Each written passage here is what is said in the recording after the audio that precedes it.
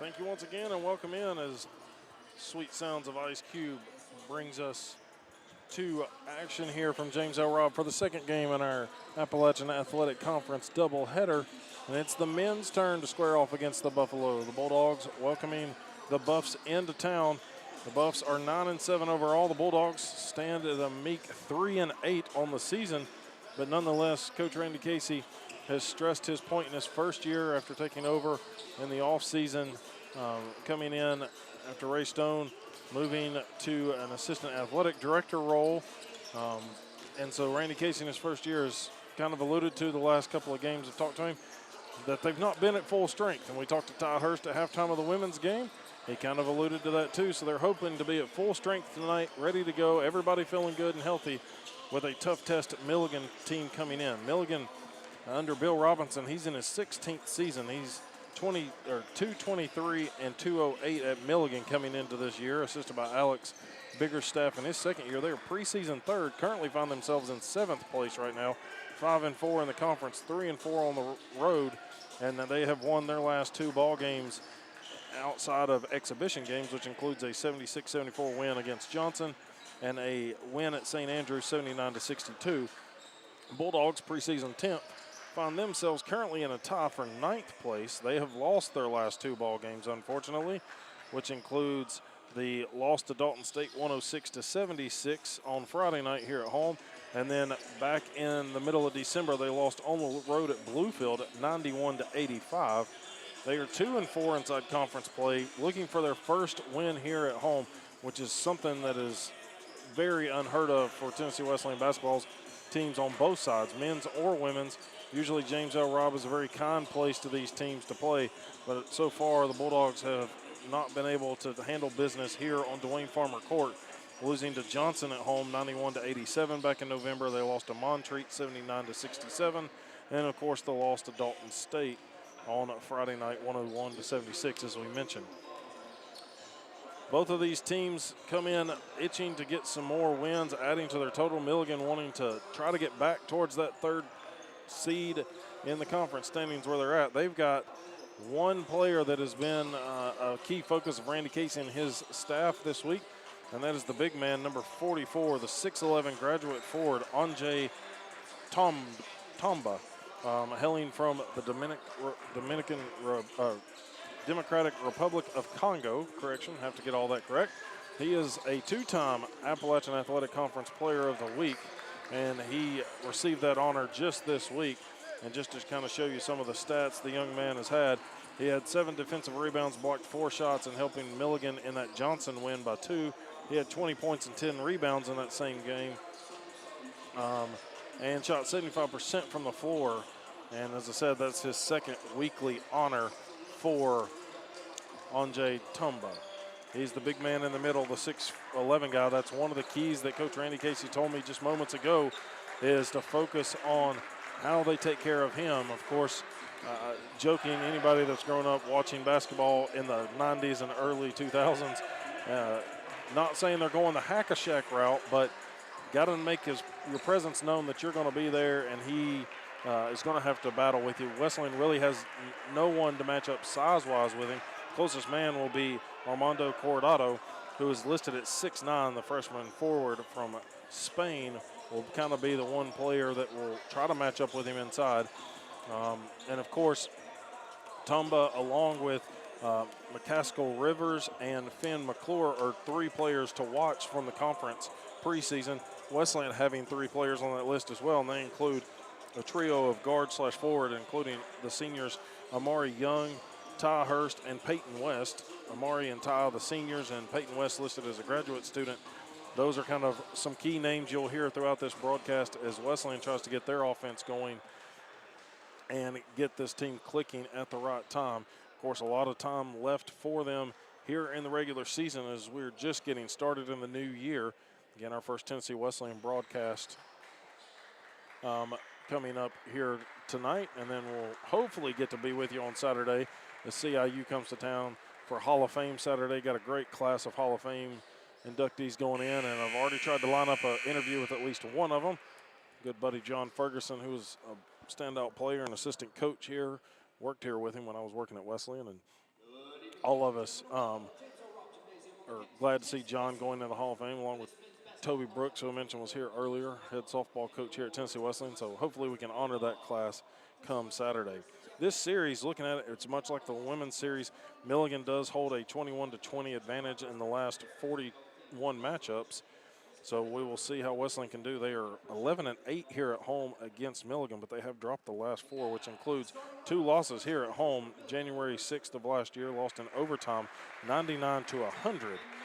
So Wesleyan will try to get back in the right ship for this standings with Milligan. Looking at your starting lineups for Bill Robinson, his ball club, they will start number 10, 6-foot graduate guard, the aforementioned Finn McClure, hailing from Wellington, New Zealand, a trio from New Zealand. Sam Gold, number 12, he's one of those from New Zealand, 6'7" senior forward, averages just over 9 points a game and just under 5 rebounds. Number 21, Jamie Pay, 6'5" sophomore forward from Kingsport, Tennessee. Number 24, 6'7" forward sophomore McCaskill Rivers, 19.4 to lead the Buffs in scoring. He's from Charlotte, North Carolina. And then 44, the 6'11" graduate forward we mentioned, Anjay Tamba, 11.5 points along with just under 10 rebounds a game from Congo. On the other side, for Randy Casey, assisted by Jaron Tall in his first season, it'll be number 4, Jay Reed, the 6'5" senior forward, averages 9.5 points per game. Jay Reed is from Birmingham, Alabama. Number 11, Amari Young, mentioned him as well, 6-foot senior guard, averages 12.5 points a game, shooting 51% from the floor from Lawrenceburg, Tennessee. Number 20, 6-foot senior guard, Peyton West, 11.3 points per game from Cookeville, Tennessee. 22, Armando Cordado, the 6'9" freshman forward from Almeria, Spain. And then 30, our halftime guest of the women's game was number 30, Ty Hurst, the 6'5" senior guard / forward. Leads the Bulldogs at 15.2 points per game, shooting 47% from the floor, 37.5 from behind the arc. And he is a Knoxville, Tennessee native. So as we get set here, Wesleyan will be moving from our left to our right. And Milligan will be, just like the women's, black uniforms, orange numerals trimmed in white. Wesleyan gets the tip. And Amari Young got a knee brace on the right knee. Did not see that Friday night when I called a game here on the live stream, but he gets the ball over to Jay Reed. Home white uniforms, blue numerals for the Bulldogs. Amari Young has it now on the right wing, gets into the paint, working there against Gold, trying to get away from him. 15-foot fadeaway is good for the Bulldogs. Wesleyan strikes first. We'll see if they can use that momentum going forward. Out front, it's going to be Rivers with it. They work it down low to Tumba. Tumba, spin move, hook shot. That was just a straight up good foul. They're going to call it a foul, but Cordado was straight up with him. Going to commit the first foul for the Bulldogs. That one is a struggle. Tumba steps to the line. And he knocks down the first one. So Wesleyan's lead now at 1. Tumba, the second one. Big man, 71% shooter. It's good for a post player. And he swishes that one, so we've got our first tie of the ball game after the made shot. Young works it up the floor, guarded there by McClure. McClure gets some help. Now a couple of screens for Wesleyan. Cordado gets the pick and roll. Layup just rolls off the front of the rim. Looked like it was going to fall for him. Nice little pick and roll action, didn't work out. Gold takes a right wing 3, missed it. Everybody was boxed out except for Gold. Able to chase it down behind the perimeter. Now feeds it down low. Rivers back to the basket. Hook shot, no good. Put back here by McClure is good, and Milligan will take the lead 4-2. Minute and a half played. Here's Peyton West with the ball. Hands it off to Ty Hurst, who circles around the top of the key. Now Young with it. Young has it deflected. Now Hurst ends up with it on the left wing. Floater bounces off the side of the rim, no good.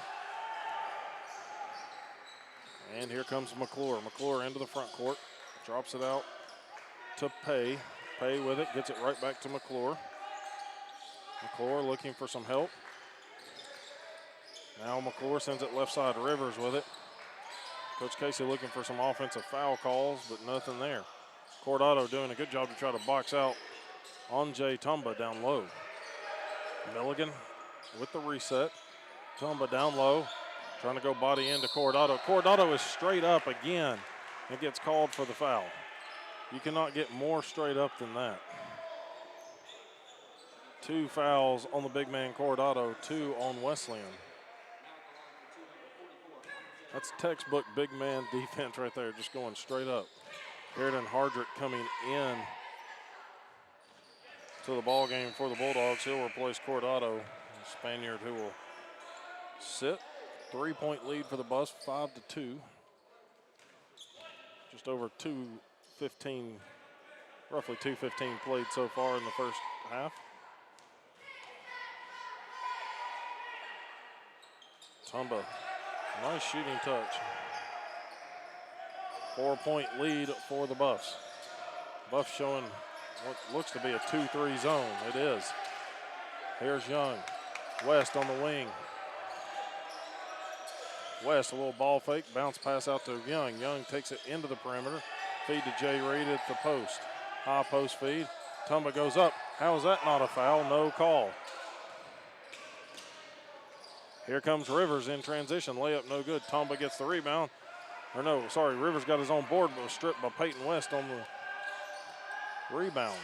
Here's Hurst into the paint. 15-footer. Gets the leaner. Ty Hurst knocks it down to put Wesleyan to within 2. 6-4, 17 minutes to go. First half action. Here's Rivers on the perimeter. Picked up his dribble. Now Hurst trying to undercut the pass. Couldn't get it. Kick out to McClure, top of the key. Karam's off to the left for 3 and into the hands of Amari Young, who will clear it up the court. Here's West with it on the perimeter. Young calling for the screen from Hardrick. Hardrick lobs it down low on the pick and roll and gets the lay-in. Bulldogs tied up at 6 apiece. 3.5 played. Here's McClure. As Milligan's already got a sub coming to the table. Gold trying to answer back for a 3 ball, and he does.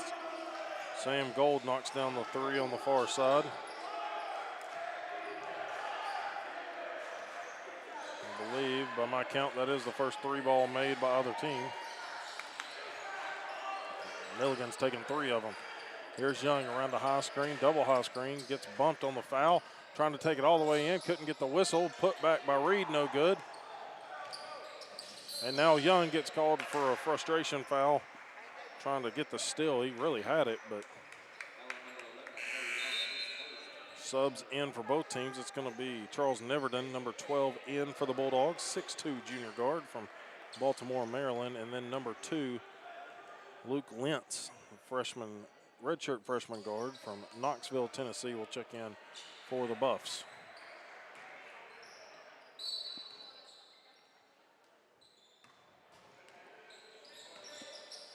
Nine to 6 your score. Milligan in front here. Wesleyan did take the early 2-0 lead.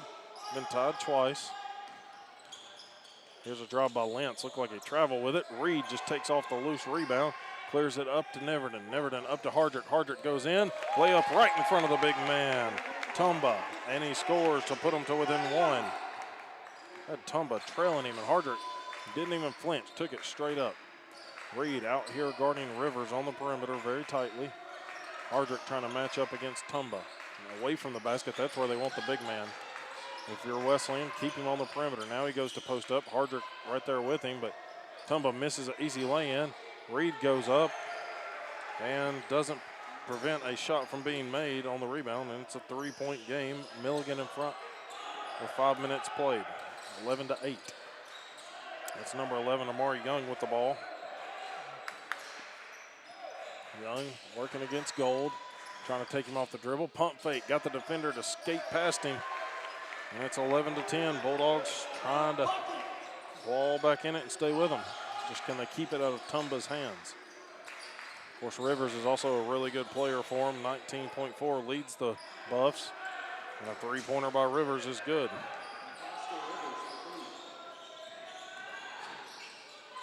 4-point deficit, the largest, ties the largest of the game by the Bulldogs. Here's Neverton into the paint, kicks it out to Hurst. Hurst lost the handle, coughed it up to McClure. McClure, quick outlet pass up to Rivers, who nobody picked up, and the Bulldogs down by 6 now, 16-10. Wesleyan caught sleeping. They're trying to get some calls to go their way, and a little frustration here early. Here's Hurst working against Tumba. Bounce pass to Reed, who cuts in the paint. Reed goes up and gets fouled there. Finally a call for the Bulldogs. Don't want to sound too biased, but it's pretty evident the contact foul is going one way. First on Rivers, first on Milligan. It's going to be Jay Reed to the stripe. Jay Reed, the Birmingham native. 53% on the season from the stripe. Reed looking for his first points of the night, and he's got the first one at the line. Young and Hardrick out. Wesleyan will get number 5, Ty Runyon, a sophomore guard from right here in McMinn County, Tennessee. Played for the Cherokees, actually played a year for head coach Randy Casey. Now getting to play for him again. As Reed's second free throw is no good, so stays a 5-point deficit, 16-11. Tumba out of the game. Milligan getting a couple of new players in. Corant in, number 11. Another Kiwi. Here's a three-pointer at the top of the key, missed. Reed collects that one. For the Bulldogs, it was Elijah Breadwood missing that three. Here's Reed out front working against Lentz. Goes all the way in with the left hand after the spin move, and it's good. Jay Reed, mismatch, had the smaller guard on him. Takes advantage of it all the way to the rim on the left side. Here's Rivers, that left wing is where he's hung out most of the time. Now wanting to get it down low to Pay, but instead they come back to Rivers on the left block. Rivers, a little sky jumper is good for McCaskill Rivers. 7 minutes gone so far, and it's a 5-point deficit for the Bulldogs. Hurst looking for the play. Neverton with it on the wing. Now Reed in the near corner, trying to get past his defender. Runyon gets a pump fake, gets the defender in the air, goes up across the lane, a lot of contact, still makes the shot. Ty Runyon with a little floater in the lane, making it look easy. Now here comes an answer quickly, right back by Pay. Wesleyan's transition defense hurting them right now. Timeout called by the Bulldogs. 12:23 to play in the first half. Bulldogs trailing 20-15. We'll be back in 30 seconds. Back in 30.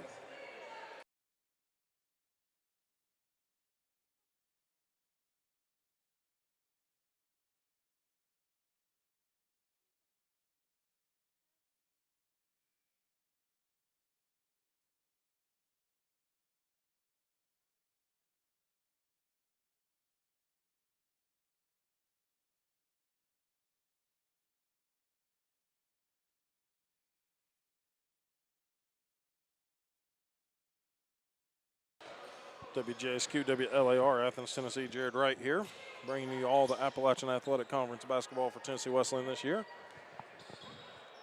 As the Bulldogs find themselves down by 5 right now, they're going to get a sub into the ball game. It's going to be number 10, Rashawn Hampton, the freshman guard from Winchester, Kentucky. Out there with Stratton Lavorne, junior guard from Shelbyville, Tennessee. Ty Runyon at it. He sends it to Hampton in the corner. Hampton, Neverton, Hardrick, and Runyon out there, along with Lavorne. Three-pointer deep by Charles Neverton. Missed it. Long rebound, chased down by Hampton. Bulldogs will get a fresh 20 on the shot clock. Wesleyan looking back to set up the offense, and a kickball violation underneath. That one on Corant. Potapi. It's going to be inbounded quickly. Lavorne over to Neverton, missed it. Hardrick, good offensive rebound, and gets fouled on the putback.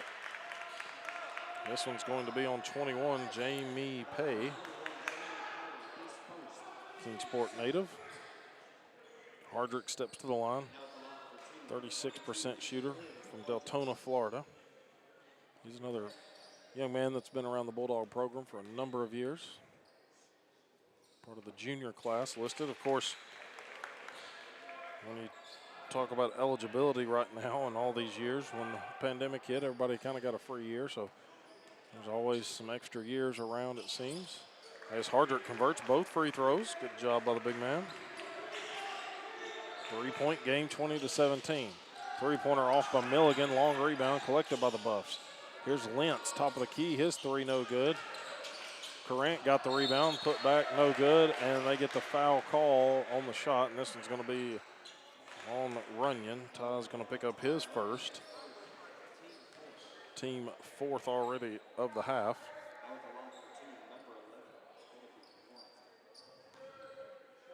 Pitapee Court steps to the line. Misses it.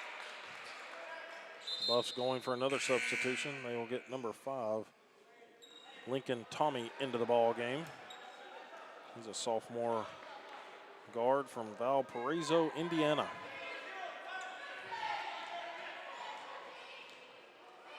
Grant makes the second one, 21-17, 4-point deficit, 11.5 to go. Wesleyan's Runyon with it, gets a screen from Hardrick. Ayers for the pass, gives it to Neverton, and Neverton drills the three-pointer to within one come the Bulldogs. Now Lavorne out there on the perimeter trying to guard the Breadwood. Breadwood has it right back. A little pump fake, got him free. Now pump fake gets him free for a baseline jumper. In and out it goes. Ball tipped around. And it's Rashawn Hampton for the Bulldogs bringing it in. Him and Lavorne were really fighting each other, I believe, for it. Coach Randy Casey animated on the sideline, trying to get everybody to get the signal in right. Hardrick down low, 15 to shoot. Gets it to a cutting Neverton. Neverton trying to drive there. Layup on the right side is good, and the Bulldogs are back in front right here, 22-21. Pays off for the Bulldogs. Taking advantage. Now Lentz trying to give the Buffs the lead right back. Neverton just picks the pocket down low of Pay. Here's Hampton. Transition. That was a goaltend. Should have been. It was on the backboard. No call, and then a little frustration by Hampton in return coming back. Going to pick up the loose ball foul and trying to poke it away. Young set the check back in. Milligan coach Bill Robinson's seen enough. He's going to put the big man Tomba back in, along with Gold. He's listed at 6'7". Runyon and Hardrick come out. Just trying to see who that was. Jay Reed back in along with Amari Young. Well, Ty Hurst coming back in as well now. Lavorne will check out. Reed's going to be the man for Coach Randy Casey to match up against Tomba. Inbounds comes to Breadwood. 10-15 to go. West coming back to the scorer's table. Breadwood trying to take it all the way around. Double pump. The lay-in is good, and Milligan regains the lead by 1. 10 minutes to play. Here's Hurst from the left wing to the top of the key, now to the right wing. He'll hand it off to Neverton. Neverton gets a screen from Reed. Step back three over the big man. Just short, but Hurst with a big rebound. Fadeaway jumper in the lane is good for Ty Hurst. And that forces a quick timeout from Milligan. So the Bulldogs regain the lead. It's 24-23 with 9:49 to go. Timeout on the court. We'll be back in 30 seconds.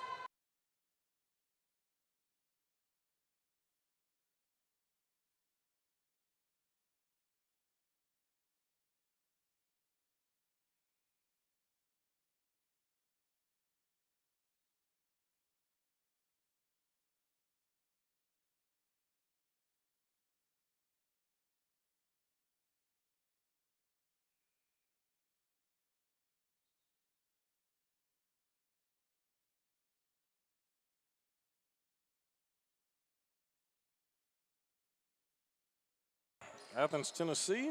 Once again, Jared Wright bringing you the Appalachian Athletic Conference matchup here. It's going to be Milligan ball out of their timeout. Wesleyan has just regained the lead. We've had 4 lead changes by my count, 24-23, Wesleyan in front. Here's a three-pointer off the mark by Bradwood. Loose ball chased down by Neverton. Finds an open West who just checked in during the timeout. Hurst up to Reed quickly. Wesleyan working it into the front court. Reed goes up. Should have been an and one, but he'll take the bucket over the big man, Tomba. Went up against him big time. Wesleyan in front by 3, their largest lead of the game, 26-23. Spin into the lane, layup no good, or a floater. Here's Hurst with the rebound. Wesleyan has numbers. Hurst cut off by Gold, trying to go all the way in. Gets fouled on the shot, and we'll see which of the trio of Buffaloes pick this one up. That one's going to be on Gold, his first, team third.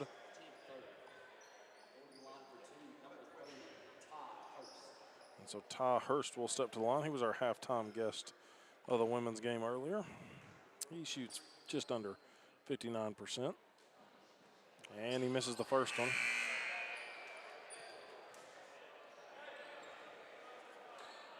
Sub back in for Milligan. It's going to be Pay that will take a breather. McClure back in.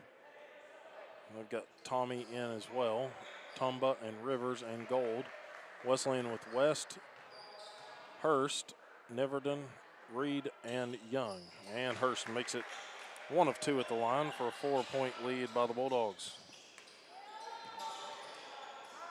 9 minutes to play. Bulldogs showing a little man-to-man defense. Tomba has it on the elbow, kicks it out to Rivers. Rivers goes left side. Hurst had the ball in his hand, but lost it, and Rivers just wills himself to the left side of the lane for an easy lay-in. Hurst now gets it to Reed, kick out, Neverton. Thought about the 3. Instead, Wesleyan will reset the offense with 18 to shoot. 8:34 to play, leading by 2. Young with it, working against McClure. That's got to be a foul, and McClure is going to pick up the call. That's his first, team 4th. So Young impeded on the drive. It'll be West to key it in. Shot clock resets to 20 after the foul. Here's Young with it. Young works it to the right wing. Gets a screen from Reed. Give and go on the screen. Reed goes up strong against Rivers. No call. Ball tipped around. Hurst comes away with it. Hurst goes up on the left side. Couldn't get the shot to fall. Had a lot of defenders right there in his face, but still a good hustle play. It's going to be McClure with it. McClure goes right side. Hands it off to Gold on the wing. Tomba away from the basket. Switched his pivot foot right there, but no signal. Here's a cutting Rivers. He goes to the right side for the first time and makes the shot to tie us up for the 3rd time. This one at 27 all. 7:40 to play. Far side, West in the corner for 3. Bounces up and over. Cleared out quickly from Gold. Into the corner it comes. Now back to Gold. Near wing, missed it. Tomba with the rebound. They're going to get a foul underneath on Wesleyan against the big man. And this one's going to be on Jay Reed, his first, team 6th. Shot clock will reset to 20. And Wesleyan, if Tomba it brings the ball down with his arms at all, Wesleyan trying to smack it out. Just a good defensive play, but gets whistled for the foul. Now Tomba with it down low. Quick spin move, tries to spin towards. Little hook with the elbow, no call. Tomba gives Milligan the lead back, 29-27. Now we got a foul on Milligan as Young gets undercut. This one's going to be on number 5, Lincoln Tommy. His first, team 5th. So, of course, long-time AAC rivals and starting to live up to it a little bit. Couple of frustration fouls from either team, it looks like. Deshaun Jones checks in here for the Bulldogs. He'll replace Hurst. Jones from Stone Mountain, Georgia, transferring in from Point University a couple of years ago. A lot of these players coming into play under former coach Ray Stone, assistant athletic director Ray Stone. Here's Reed into lane, just fade away. Leaner could not get it to roll. Comes off into the hands of the Buffaloes. Setting it up is going to be Tommy. Tommy looking. Gets it to Gold on the left wing. 12's right there. Neverton matched up with him. Now Neverton switches off to McClure. McClure circles all the way around, gets the bucket and the foul. Everything going Milligan's way right now. First foul on Peyton West. Team 7th on the Bulldogs, and it's an and one opportunity. With 6:32 to play, 31-27. Buffs lead it. McClure at the line. Misses it. Tries to fight for his own rebound. Out of bounds off of McClure it goes. McClure, a 78% shooter on the season. Full court press shown by the Buffaloes. Reed with it. Gets it over to the point guard and Young. Under 6.5 we go. It's going to be Neverton on the far wing. Here's Jones trying to work against Gold. Steps around him. High arcing shot, and Jones comes down awkwardly. Might have landed on an ankle or a foot, and they stop play immediately and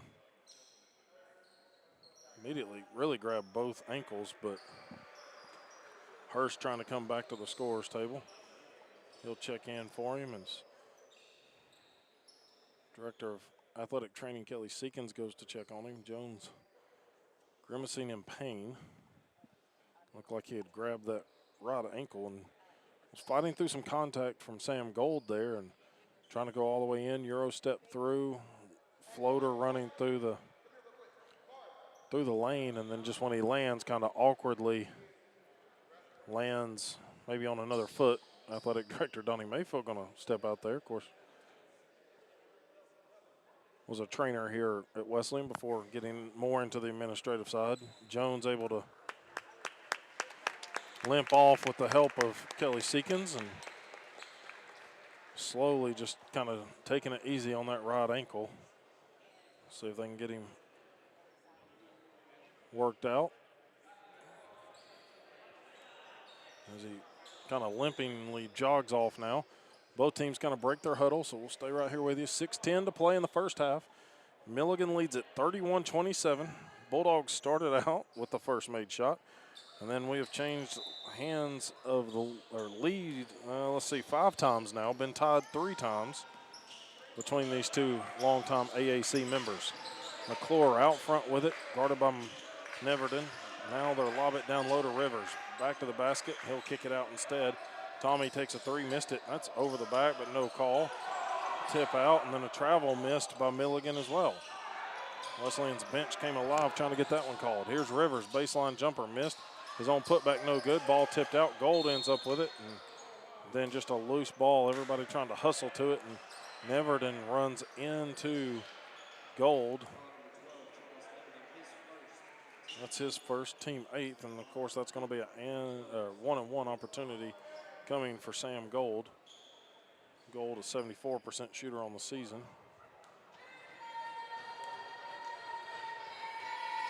Gold misses it on the 1-on-1. Everybody kind of froze except for Ty Hurst, who skies in for the rebound. Bulldogs will take that hustle play. 5:35 to go in the half. 31-27, still a 4-point game for the Buffaloes.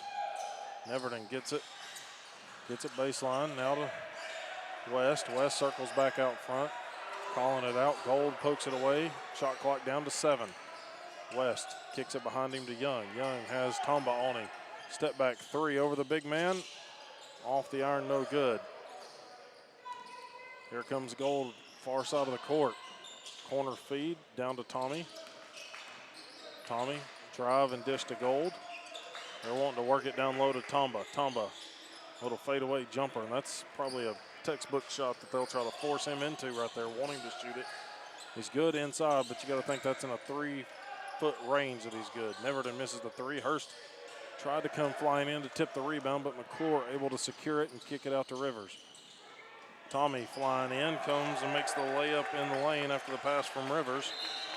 It's a 6-point lead for Milligan, ties their largest with 4:32. Coach Randy Casey has seen enough. He'll take the timeout. It's a 30-second break. We'll take it with him. Back in 30 seconds.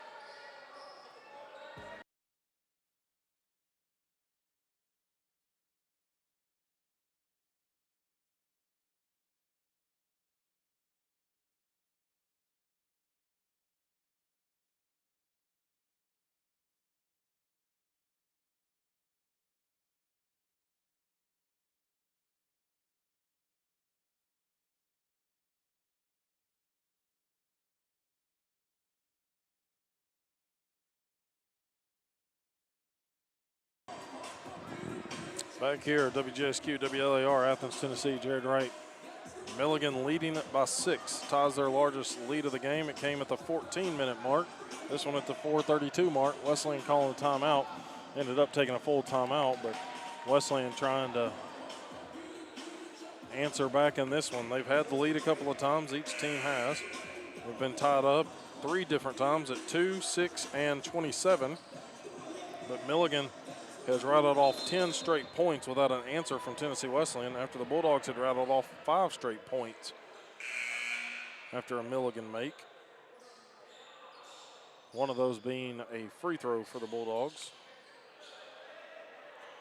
Tennessee Wesleyan's ball, and it looks like I just got the Jones may be done for the afternoon is what it looks like, or the evening, based on the way he limped back to the locker room. So nonetheless, Bulldogs still not at full strength like they've unfortunately been most of the year. Here's Hurst with it, right wing, 20 to shoot. Makes a drive, then get cut off and fouled as he slipped on the floor. Let's see, this one's going to be on McClure. It's going to be Finn McClure's second. It's team 6, so still one shy of the 1-and-1 bonus. So Ty Hurst back to the strike. Hurst 1 for 2 there today with 5 points. And he rattles the first one in. Stop finally the scoring by Milligan. Back in as Tommy, he had just checked out during the timeout and right back in. Hurst's second one at the line is good. So maybe the Bulldogs can catch a little bit of a rhythm here. Trailing by 4, 33-29. 1-2-2 full court pressure. Pass errant into the hands of Lavorne. Now Neverton over to Young, back to Neverton. Nope, it's Lavorne. Bucket is no good, but he'll draw the 2-shot foul. This one's going to be on 21. Jamie Pay is going to pick up his second. Team 7th, and so Lavorne, who hails from Shelbyville, Tennessee, the junior, transferred into Tennessee Wesleyan a couple of years ago, makes the first one. 3-point game now, 4:02 to play. Neverton checks out. Rashawn Hampton back into the ball game here for Tennessee Wesleyan. As Lavorne goes for the second one, and he drills it. Now a 2-point game. Wesleyan still showing that full court pressure. First look that Milligan's really had, they turned it over, and now this time they do get it across half court without any turnovers. Wesleyan, see how they settle back down defensively after the press. Tommy guarded by Hampton. Lavorne out there on Rivers. Rivers trying to body him up going in. Skyhook no good. Hurst had the rebound, and Tomba comes out of nowhere to get it back. Tomba with it. Kick out. Rivers open for 3. Missed it. Hampton somehow gets the rebound right in front of the hands of a Buffalo. Hurst goes baseline on the drive against Gold. Kicks it back out. Hampton, the lefty 3. Doesn't get it. Ball tipped around into the hands of Gold and out to Rivers on the clear. Rivers circles it back out front. 3:10 to play. 33-31 still. Tomba just throws one towards the glass and it banks in. Back to a 4-point game. Wesleyan's Young with it out front.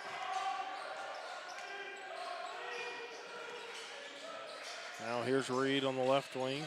Around the screen from Young, gets it into Hurst, had his defender posted up, and Hurst bodies up and makes a tough lay-in on the left side.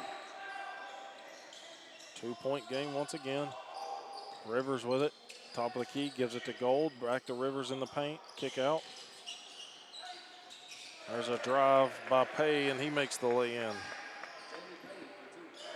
2:26 to play, 37-33. Buffs in front. Bulldogs have found some rhythm offensively, just cannot get it stopped in terms of the Buffaloes. Jay Reed inside, battling for a shot, couldn't get the rebound as he was hacked, and the ball rolls to the Buffaloes. 2 minutes to go. First half of action.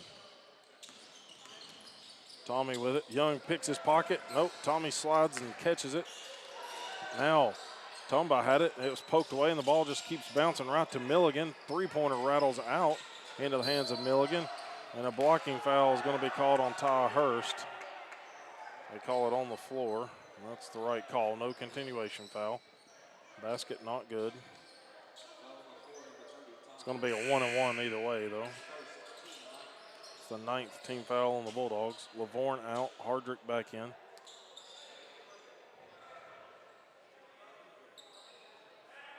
Coach Robinson pleading the case that it was a and-one opportunity, but it was a he bumped and then fell away kind of thing. You're not going to get that call most of the time. So instead, Rivers steps to the line.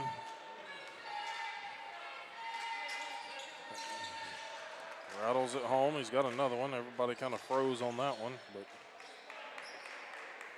38-33.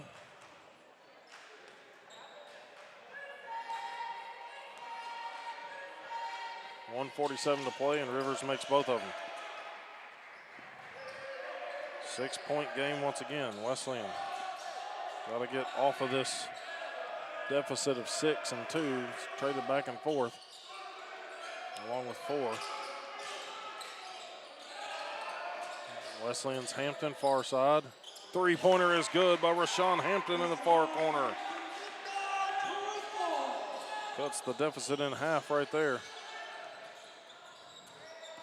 Bulldogs led by as many as 4 midway through the first half. Tomba down low, faces up to the goal. Hardrick right there with him. Reed trying to help out defensively. Tomba dishes it up, gives it to Tommy. Tommy to a pick and roll, cutting Tomba. Missed the shot. Rebound collected here by Young. Good box out there by Reed and Hardrick inside. Now Young free of his defender, gets it to Reed, down low to Hardrick. Hardrick trying to body up Rivers. Sky hook is good. The Bulldogs to within 1, 39-38. 44 seconds to play in the half. Reed trying to anticipate the pass, couldn't get it quick enough. Tommy has it out front as he regains control. Lentz with it now on the right wing. Drops it to Tomba away from the basket on the perimeter. Shot clock at 8. Here comes Rivers. He's been their go-to guy. Rivers trying to take it all the way in, and he does against Hardrick. 41-38, 19 seconds to play. Young with the ball. Wesleyan's going to hold for the last shot of the half. It's going to be Young working against Tomba. A couple of head fakes, trying to get free. Looking for help, kick out. Hurst fires it at the buzzer, and just off the back iron it goes. It was a good look that would have knotted us up at halftime, but the Bulldogs in a tough battle here with the Buffs as Milligan takes the halftime lead 41-38. After both teams trade the lead back and forth a number of times, we're tied 3 different times, and the Buffs will take the 3-point lead to the locker room, 41-38. Again here at the half. Let's take a 2-minute break. We'll take a 2-minute break and then be back with you. Some first half stats and Coach Jason Smith making his way up here with us. Back in 2 minutes.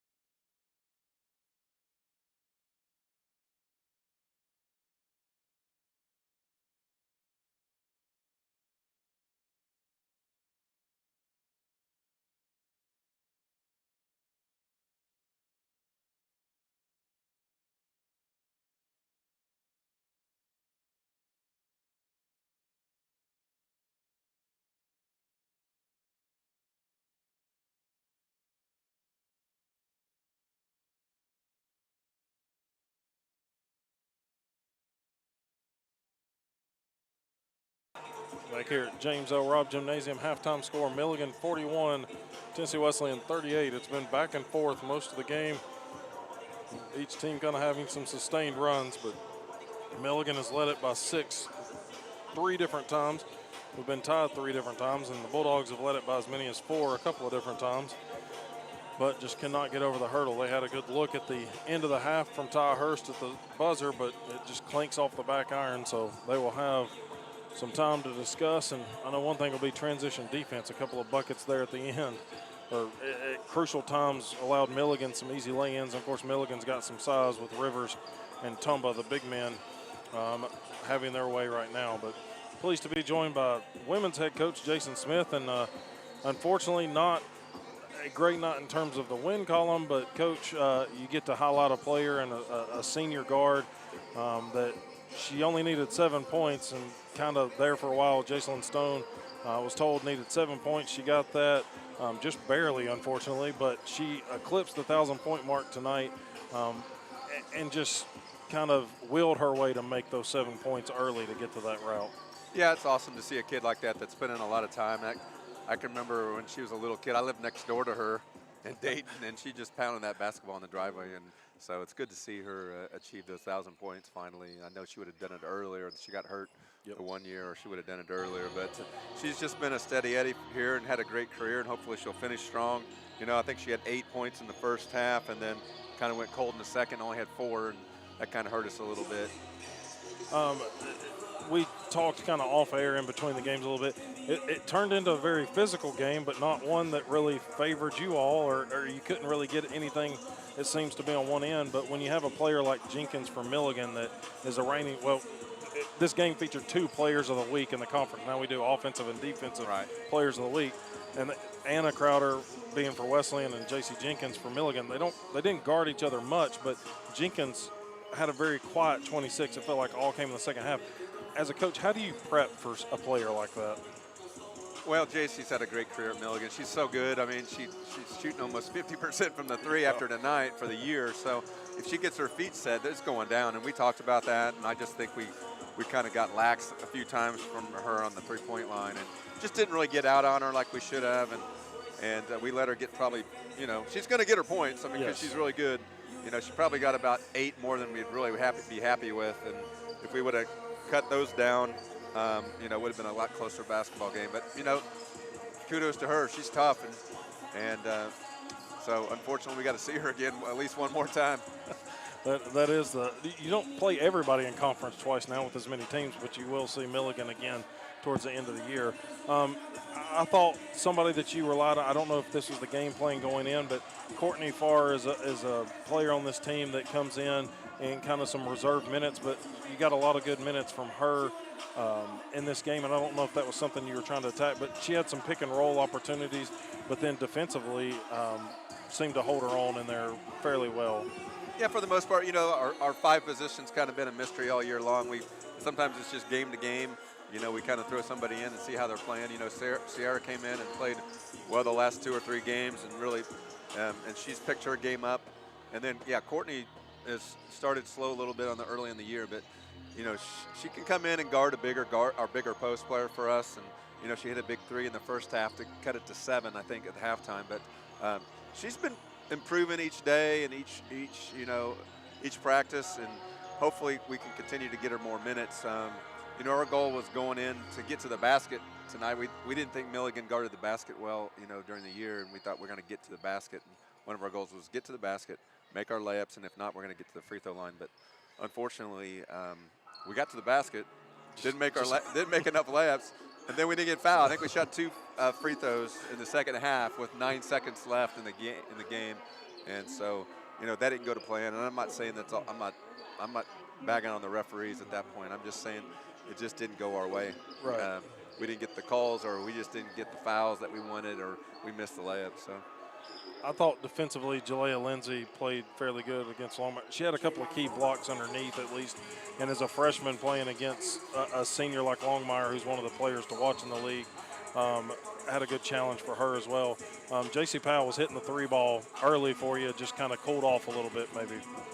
Yeah, we just didn't get enough looks for her probably in the second half, and that might be on me. I could probably needed to find some better ways to get her some looks. And then part of it was we were getting layups and just missing them. And you go like, as a coach, you're like, those are layups. You want to take them. But yeah, she played well tonight. She kept us in the game in the first half, definitely. I like how our girls fought. You know, they could have easily, we were down 11 going into the start of the second quarter, and our girls won the second quarter and fought back and got it. And there was a couple of times in the third, I think, if we just would have made a bucket or two, we could have cut it to 6, 5, and had a chance.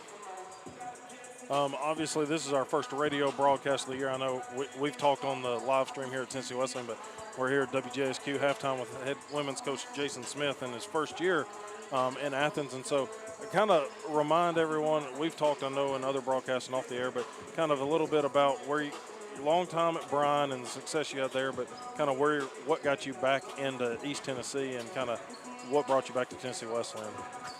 Well, there's nothing like Tennessee.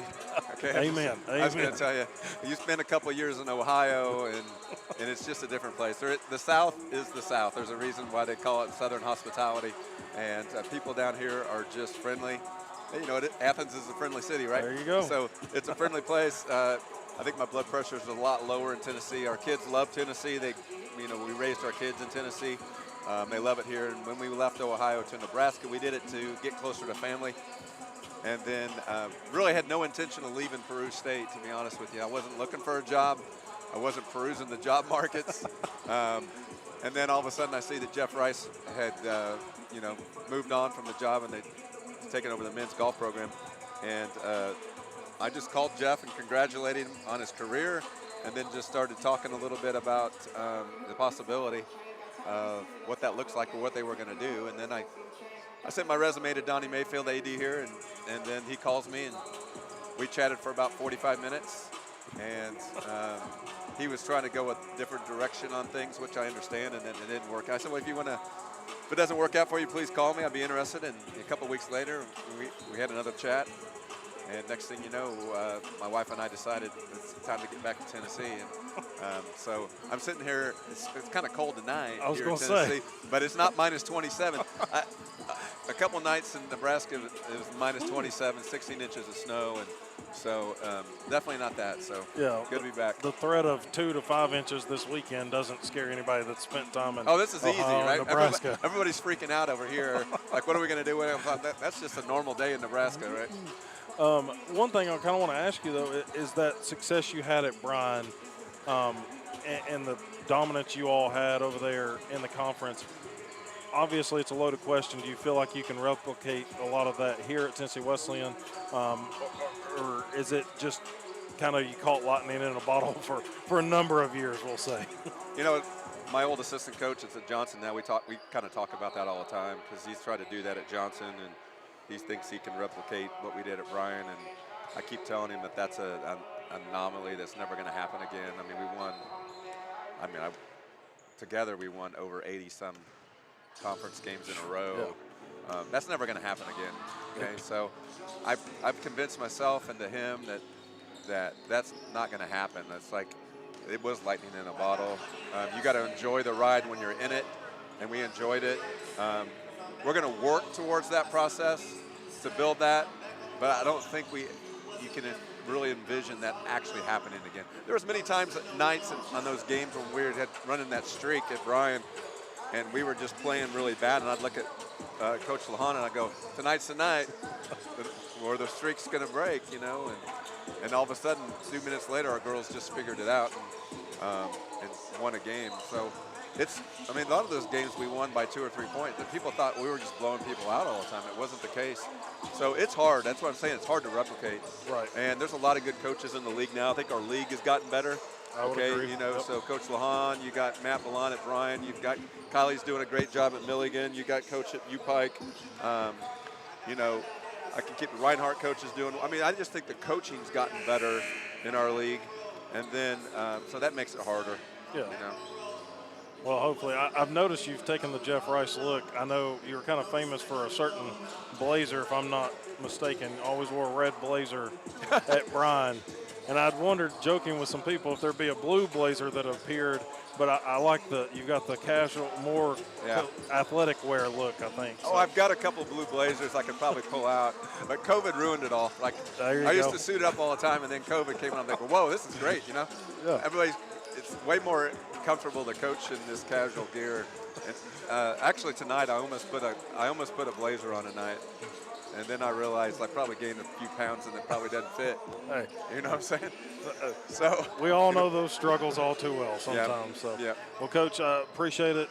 I know it was a tough loss tonight. We're glad to have you here at Tennessee Wesleyan. Yep. And glad to be here. It's been fun to chat with you and look forward to several more this year. All right, thank you. So, head coach Jason Smith of the women's team, getting to check in with him on our first radio broadcast of the year. We're at halftime here of the men's game. It's 41-38. It's been a nail-biter, to say the least. Back and forth it's gone. Wesleyan just going to have to buckle down defensively. They've held the big man Tomba in check so far. He does have 10 points, 9 boards. When you're 6'11" and just the length he has, 10 rebounds is nothing for this man. And so the Bulldogs are going to have to do well. As we mentioned, Milligan led by as many as 6, Wesleyan by as many as 4. And it is the 41-38 lead at the half by Milligan. Let's look at your stats real quick for you. Leading the way in individual scoring, it is McCaskill Rivers, 6 of 13 from the floor. He's got 15 points. Tomba with 10 for the Buffs, along with the 9 boards. Wesleyan with Ty Hurst leading the way at 9 points. He is 3 of 6 from the line, or from the field, and 3 of 4 from the charity stripe. 4 rebounds as well. And then Carradine Hardrick with 8 points. He's perfect, 3 of 3 from the floor, 2 of 2 at the line with a board. And then Jay Reed and Charles Neverton with 5 points apiece. And it is 3 rebounds for Reed, Young, and Hampton to close out some of the individual stats. Team stats, Wesleyan shooting a little bit better than Milligan, 42% compared to the 41%. Three-pointers, Wesleyan 2 of 10, Milligan 2 of 13, so neither team lighting it up from behind the arc. Free throws, Wesleyan is 8 of 10 for 80 and 7 of 10 for the Buffs for 70%. Wesleyan and Milligan only combining for 3 total turnovers. That's huge right there in the number. Both teams 2 points off of those turnovers. Wesleyan, of course, is going to err on the side of losing that rebounding category, and they do right now 27-17, as the Buffs have gotten 13 offensive boards and 14 defensive. Wesleyan 6 offensive, 11 defensive. Wesleyan assisting on half of their shots, 7 of 14 shots they have assisted. Milligan 6 of 6, their 16 made shots, and Wesleyan 2 steals to the 1 by Milligan. So that wraps up our halftime here from James L. Robb. Teams getting set to come back out. And of course, Wesleyan is going to have their big man back out there who had the quick early fouls. Armando Cordado getting set to come back in. And he will.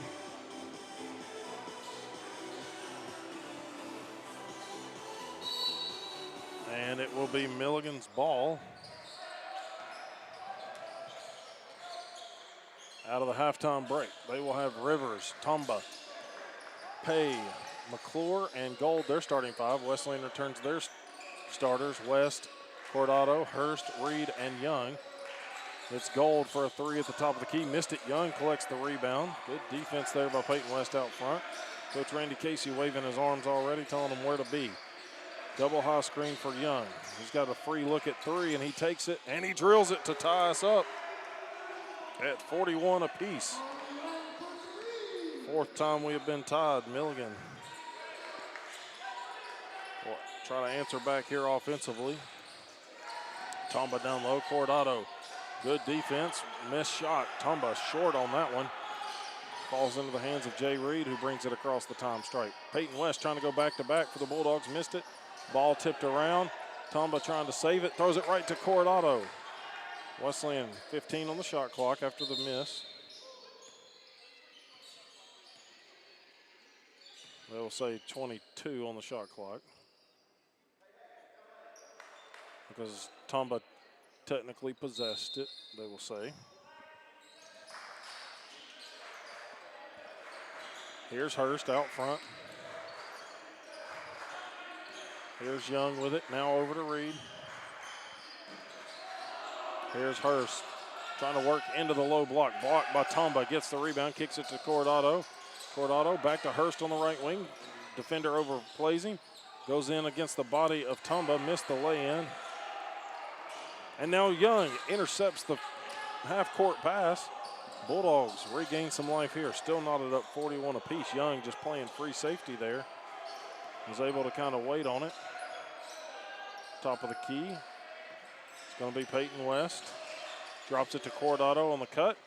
Just too strong off the glass and hits the front of the rim and out. Lob down is intercepted by West. Tip to Reed. Here come the Bulldogs after forcing 2 turnovers. Back-to-back possessions, just need to find a bucket. Break this tie of 41 all. Young out front, waiting on Cordado to set a screen. He'll come left side, hand it off to Reed, guarded by McClure. McClure fighting with him down the lane. Reed, turnaround jumper, gives the Bulldogs the lead. Once again. 2.5 minutes played. Bulldogs lead it by 2. Get another steal. Forced another turnover here by the Buffaloes. It's going to be Young trying to lob it down to Reed. He's got the mismatch with the smaller McClure on him. Going back to the basket, coming over to help. Kick out. Instead, it'll be Hurst. Hurst goes reverse layup right in front of the outstretched arms of the big man, Tumba. Wesleyan has done a good job of attacking him a couple of times. Ties their largest lead at 4. Wesleyan sending Neverton to the scorer's table real quick. Tumba down low with Cordado. Cordado blocks the shot. Ball loose. Young comes away with it. Wesleyan is stopping Milligan on each of the trips down so far. Milligan's not had a good look yet. Hardrick coming to the scorer's table. Out front, West with it. 4-point lead for Tennessee Wesleyan. West takes it to Young on the right wing. 10 to shoot. Young, 8 to shoot. 15-footer blocked. Young tips it, but it goes to Gold, and here's McClure with it. It was Pay that had been guarding Young very tightly on the pull-up.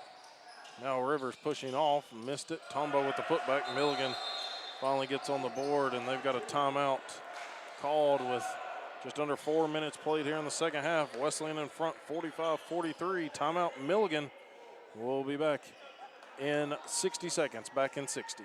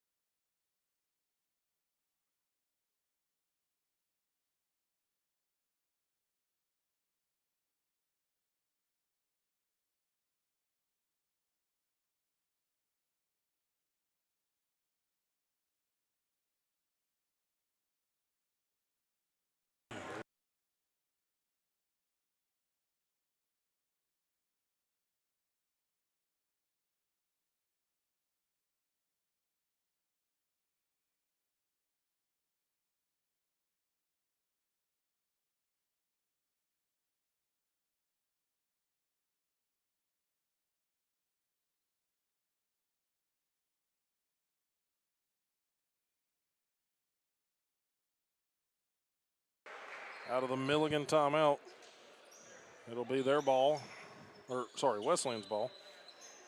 Wesleyan leading at 45-43. Got a score update. McMinn County boys are in action against McCauley, 42-39. It looks like late in or midway through the fourth quarter. Of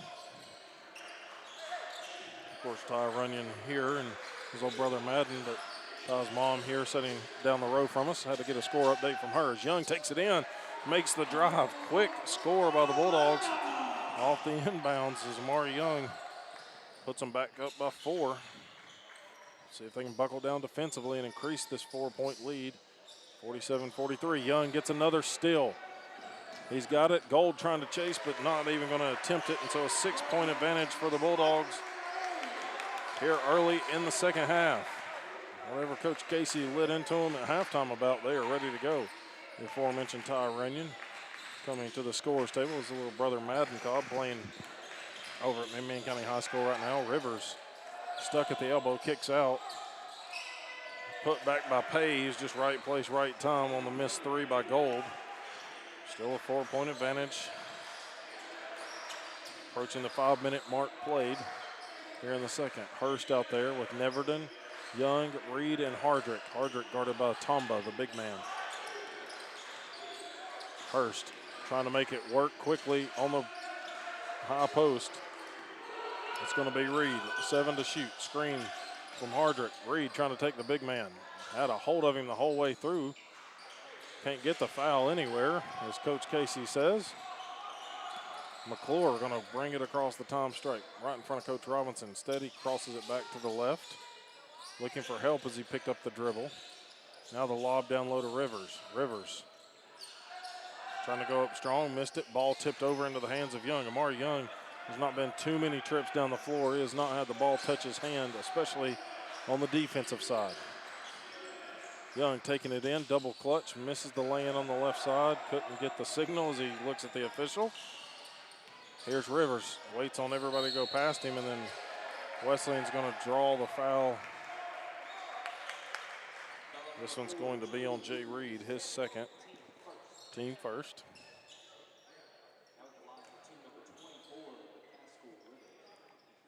Casco Rivers with 15 points stands at the line. Rivers 19.4 is his average in scoring. Free throw percentage is 76%. He misses the first one here. Lentz will check in, as Gold will exit. Young comes out as Runyon gives him a breather real quick.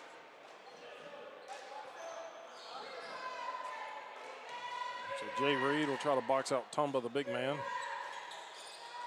And Rivers does get the second one to connect. 3-point lead for the Bulldogs. Runyon with it out front, gets it over to Reed, now to Neverton.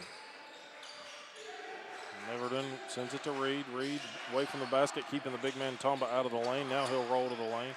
Hardrick, he'll pop the triple at the top of the key, missed it. Easy pickup here for Pay. It's going to be a drive by Lentz, trying to lob it for Tomba. And Tomba comes down on Jay Reed, but everybody okay. 1-point lead now for the Bulldogs. Buffs have rattled off 5 straight points. Here's Hardrick. Gets it to Runyon.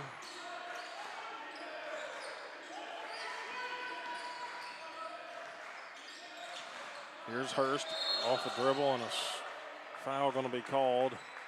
Let's see, that one, yep, it's going to be on Pay. That's his third. We'll see if Bill Robinson does go right back to the bench, and he's going to get Sam Gold into the ball game. It'll be Ty Hurst to key it in. Wesleyan up 49-48. Just under 7 minutes gone here in the second half. Runyon with it out front. Between the legs, he goes a couple of times. Gets a screen from Reed. Cut off. Now the lob down to Reed on the pick and roll. Reed, a little shoulder fake, got the big man to bite on it, and the shot falls. Nice little post move by the senior from Birmingham. 3-point game. Lentz behind the back dribble, lost it, regained it. Runyon tried to get it from him. Now McClure goes in. Runyon, hand behind his back, pokes it away, and they're going to say it's out of bounds off of Milligan. Heads up play by Ty Runyon. A little highlight reel on the defensive end. Reed's going to get a breather, much deserved. Sitting in motion is going to be McClure. Runyon had tried to catch up to the play, and then McClure went past him, and he just reached around and poked it away without even looking. Here's Gold, looked like shuffle step stop, but he'll get it off to Lentz. Lentz against Neverton. Neverton bodying him up very well. Neverton gets the block as the shot clock was winding down. Here comes Runyon. Runyon pops the three, top of the key. Doesn't get the home bounce off the rim and glass. Here's McClure across the Bulldog logo at midcourt. Milligan trying to answer back. Wesleyan 51-48 their lead, make that 51-50. 1-point lead, 12 minutes to go. Runyon in possession of it, comes to the near side, hands it off to Neverton. Neverton circles top of the key, looking for help. And he gets bumped on the foul, and that one's going to be on Rivers. That's going to be his second. Yep, team second. And that one could have gone either way. Official called it a foul. Milligan wanted a walk, and with the bump, it calls Neverton to walk. Into Hardrick in the corner, skips it out. Lavorne open for three. Extra pass in the corner to Neverton, and it's good for three. Lavorne getting the assist on that one. It's a 4-point game. Here's McClure into the front court, trying to get it over to Gold. Gold and Neverton battling. Battle of the 1-2s over there. Switching off, Rivers guarded by Neverton, and a hand check foul on Neverton. His second, team second.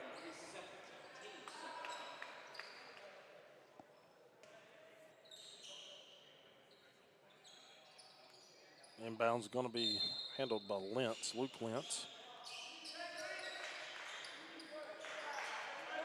Tumba sends it over to Gold. Now Rivers left wide open. Backside defense just completely collapsed on the Bulldogs on the inbound. And Milligan able to easily lay that one in. Probably the easiest one besides a two-hand slam from Tumba earlier for Rivers. Runyon, double high screen. Lentz trying to cut it off. Back to Neverton it comes. Neverton drives against Rivers. Gets it off the glass in the end.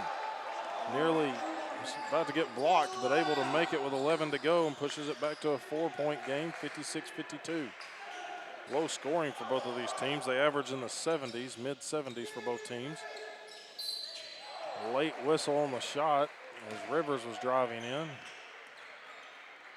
This one's going to be on Lavorne, his first for the Bulldogs, third. And so Rivers back to the line. He is 3 for 4 there tonight. And somebody is bleeding on the floor because this is the third Tennessee Wesleyan player to come out of the game with blood on their uniform. So Hardrick and Runyon having to go down here. Jay Reed was already out with blood on his uniform, so officials need to check somebody. Somebody's bleeding somewhere, but they're going to wait on Wesleyan's players to just get the blood cleaned up. And so Donnie Mayfield and Kelly Seekins handling that down there with the spray to clean it off. And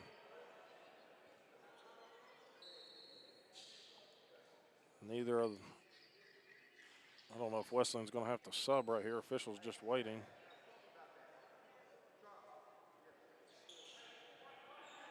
So Runyon quickly back out on the floor, trying to get Hardrick straightened out over there. 10:45 to go, and so we set. Just waiting here from James L. Robb Gymnasium. Perfect time to remind you that we'll have McMinn County on Friday night here, 6 and 7:30 tip-off against Ray County, our first district action game we'll call this season as Hardrick comes back over here. And that is barring any cancellations or postponements due to weather. And then we'll be right back Saturday afternoon with Tennessee Wesleyan as Columbia International comes to town for Hall of Fame Day. And we'll have the list of Hall of Fame inductees we'll go over. And of course, already mentioned, try to have John Ferguson, if he's able to make the trip in, try to join us. As Rivers goes 1 for 2 at the line here as we start play again. 3-point game. Wesleyan still in front. They've used a big second half defensively. It's led to some offensive points off the turnovers as Runyon. A little floater down the right side of the paint is good for McMinn County native. Bulldogs at 5-point lead, 58-53.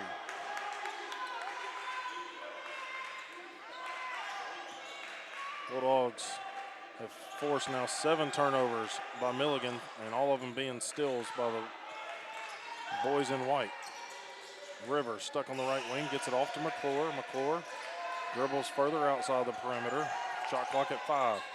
He'll have to try to lob something inside. Hardrick battle with the man Courant down low. And Wesleyan will have, well, it's going to be a shot clock violation instead of a jump ball.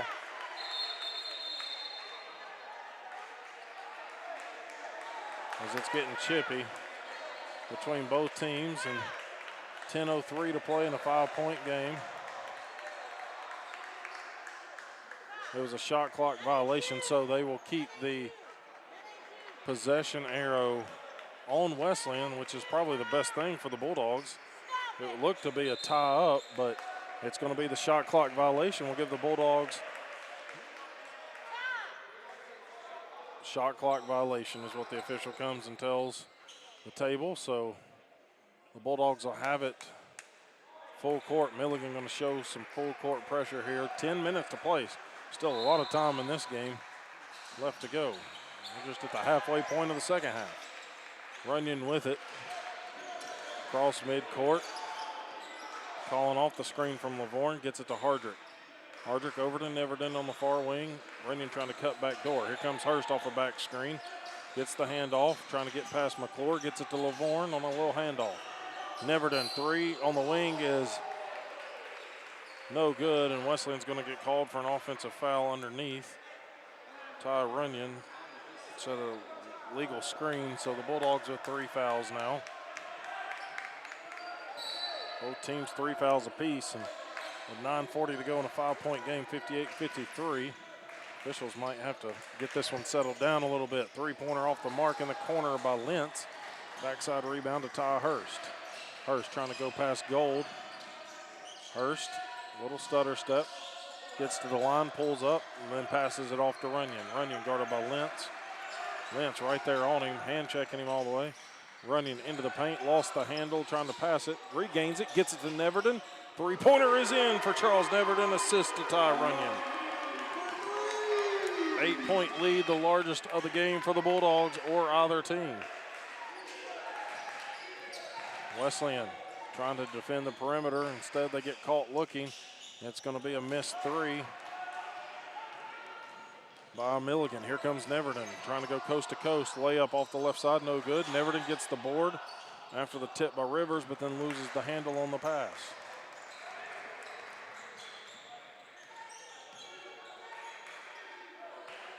It's going to be McClure with it out front. McClure trying to work around a screen from Courant. Instead, Rivers pump fake. Got Lavorne to jump, and the bucket and the foul coming. So Milligan now trying to hopefully catch a little rhythm. Lavorne picks up his second, team fifth.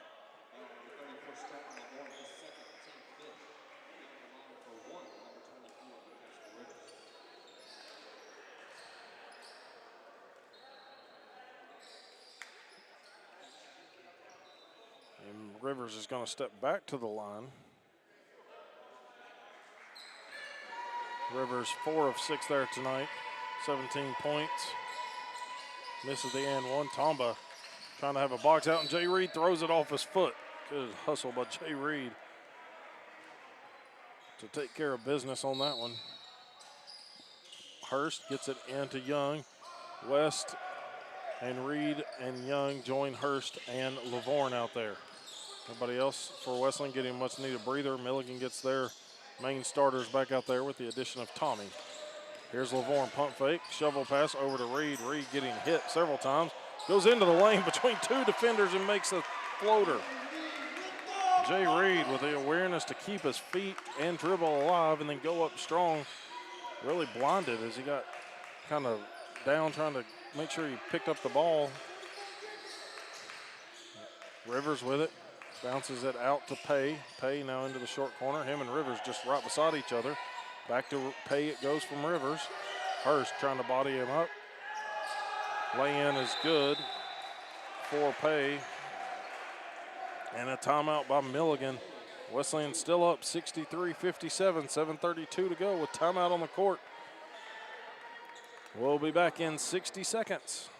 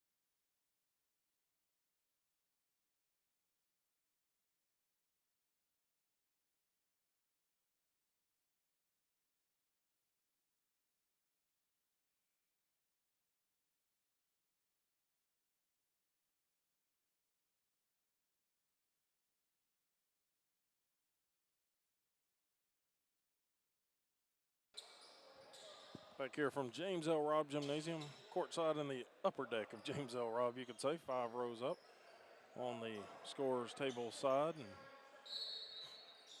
Wesleyan will have it, 94 feet to go, 7:30 to play now, and a 6-point advantage over Milligan, 63-57. Bulldogs much need a win here tonight. Try to end this 2-game slide. It'll be Young now to Lavorne. Up top, West mishandles it, regains it. Calling for a screen, Reed setting it. Drop to Reed. Tomba trying to deflect it, and he does. Reed was trying to pass it out. Milligan comes away with the defensive stop here. Right wing, it's going to be Gold with it. They're wanting to work it down low to Tomba. Reed just trying to body him up as best he can down there. Tomba trying to get position. It's Rivers out front. Rivers pulls up just inside the arc, doesn't get the roll, and good box out by Jay Reed allows Peyton West to pick up the rebound. West, a little hesitation, finds Hurst, far corner, stutter step, now he'll go. Kicks it to Lavorne. Lavorne circles it back out to the perimeter and into the hands of Peyton West. West will slow down the offense once again. 10 to shoot, 6:22 to play. Screen from Reed. Tomba goes on it. Young had to throw it up really high, hit the deck hard. He's back to his feet, trailing the play as Tommy comes down the floor with it. Tommy hands it off to Gold in the far corner. Gold pulls up. Hurst is right there defensively. Reed and Lavorne just collide. Same team colliding on that one, and now we got a foul underneath on, looks like on Wesleyan. That one's going to be on Ty Hurst. Wesleyan, unfortunately, not catching 2 breaks there. They had the rebound. Lavorne and Reed just colliding on the rebound as Tomba had made the move out of the way, and they essentially, Lavorne skied for the rebound, came down, chin hit the top of Jay Reed's head, and Lavorne's going to take a seat. That one's a tough blow right there as he's still gripping the head. We'll have to get him checked out, possibly, it looks like. We'll get some water and we'll see what they can do for him. Inbounds coming from Milligan underneath. And it comes to Gold. West right there with him, and West gets called for the foul. Wesleyan thought he had stepped out of bounds, but instead the foul is on West. And for the next 5:54, Milligan's going to get 1-on-1 opportunity at least. And score update for you. McMinn County beats McCauley 44-41 on boys action tonight.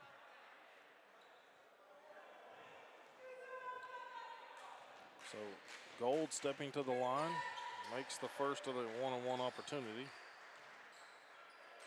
5:54 remaining, 63-58, Wesleyan in front. Second one for Gold is good, 63-59. Young bringing it up the floor for the Bulldogs.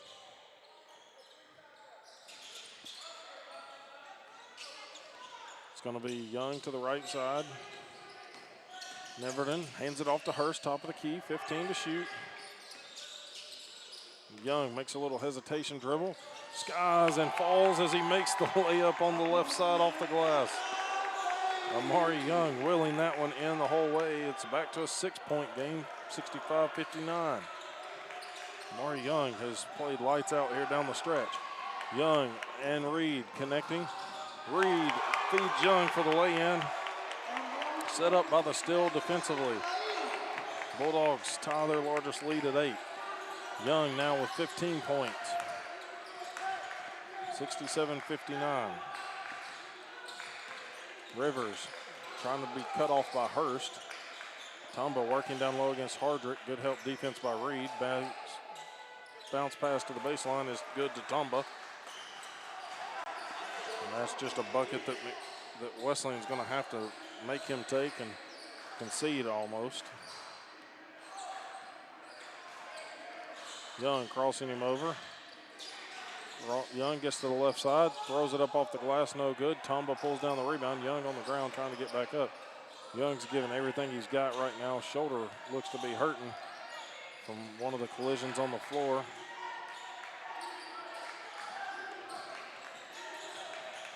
Here's Rivers down in the paint. Throws it up strong. Wesleyan starting to see some trouble from Milligan. A quick timeout here by the Bulldogs.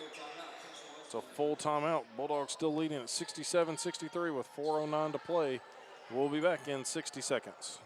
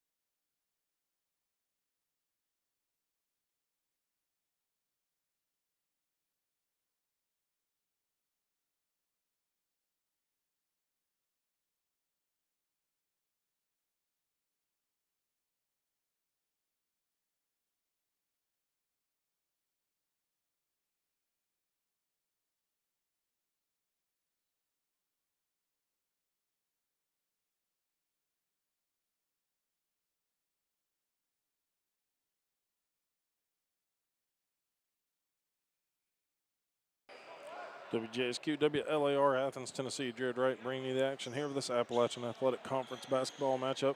Runyon back in here during the timeout for Amari Young, who looks to be favoring a shoulder, and that's somebody that Wesleyan cannot afford to lose long term at least. Reed gets the inbounds from Hurst. 4-point lead here for Wesleyan. Reed working against Tomba. Tomba trying to follow him all the way down the floor. Reed circles it around with 4 minutes to play and a 4-point advantage. Neverton hands it off to Runyon. Runyon got pushed by McClure. Runyon keeps it alive, sends it over right side to Hurst. Hurst working against Rivers. Pull up 15 feet. Arm on the hand, no good. Hardrick put back, no good. And they finally got a foul on the big man, Tomba, down low. His first foul, as he will foul Jay Reed, who had him boxed out. 3:42 to play. Again, Wesleyan 3-8 on the year. Milligan 9-7. Here's Hardrick, hands it off to Neverton. Neverton behind the back dribble at the high post, drops it to Reed. They switch off defensively. Reed hands it right back to Neverton. 7 to shoot. 3:25 to play now. Here's Hardrick, gonna have to take a shot. It's gonna be a shot clock violation on the Bulldogs. New shot clocks here at James L. Robb this year. New addition has the game clock right above the shot clock, which is nice for the broadcaster. I can speak from experience, not having to look at 2 separate clocks to do some math. But here's Rivers, far side, gets a screen from Tomba, goes right side of the paint, double clutches and has an easy lay-in. 2-point game now. Bulldogs being challenged hard here down the stretch. Young coming back to the table. He's been the bright spot for the Bulldogs offensively and defensively. It's going to be Hurst, top of the key with it. Working against Tomba, trying to take him all the way in. Gets it out to Runyon. Runyon pulls the 3 with 10 to shoot. Missed it. Reed has the rebound, though. Gets it out to Neverton. Neverton takes the 3 from the right wing. Missed it. Wesleyan cannot get a basket to fall for him. Here's McClure with it. 67-65, 2:25 to play. Wesleyan in front by 2. Milligan trying to get into their leading scorer, Rivers, with 21 points currently. Has it on the far side. Steps into a long 2, missed it. Gold gets the offensive board. Hurst fouls him on the shot.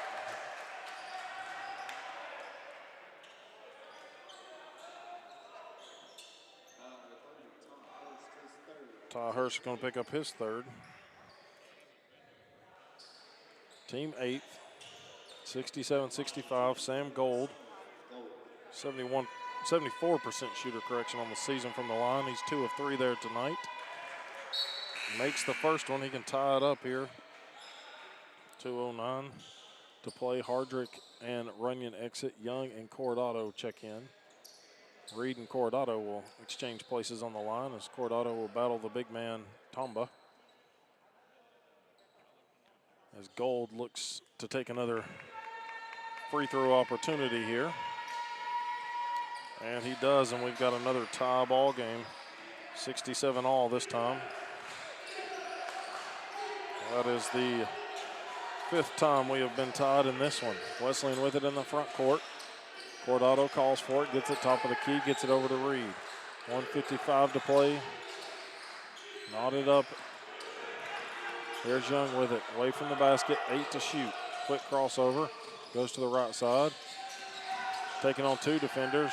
Now shot clock at 4, gets fouled on the shot, and that was an easy one to call as Pay was trying to help out and gets his hand tied up into the arm of Amari Young, who will step to the line. Amari Young's first trip to the stripe tonight. A Lawrenceburg, Tennessee native. One of a handful of seniors for the Bulldogs this season. Jim falls quiet as Amari Young breaks the tie, 68-67, 1:40 to play.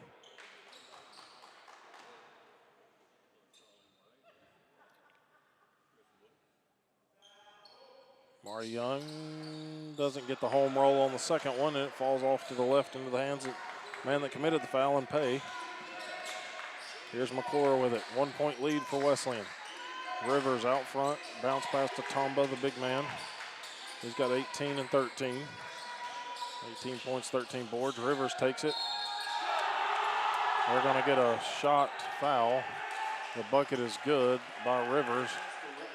And this one's going to be on Jay Reed, his 3rd, team 9th. And so Milligan now has regained the lead, 69-68, with 1:21 to play.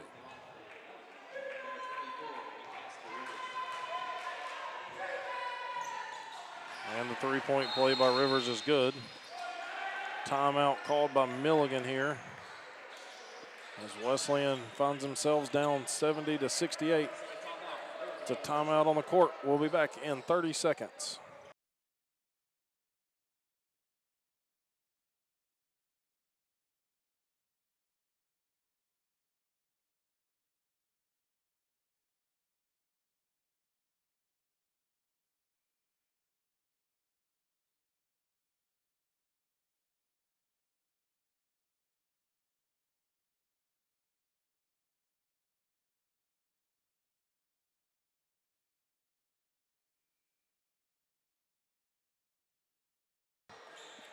WJSQ, WLAR.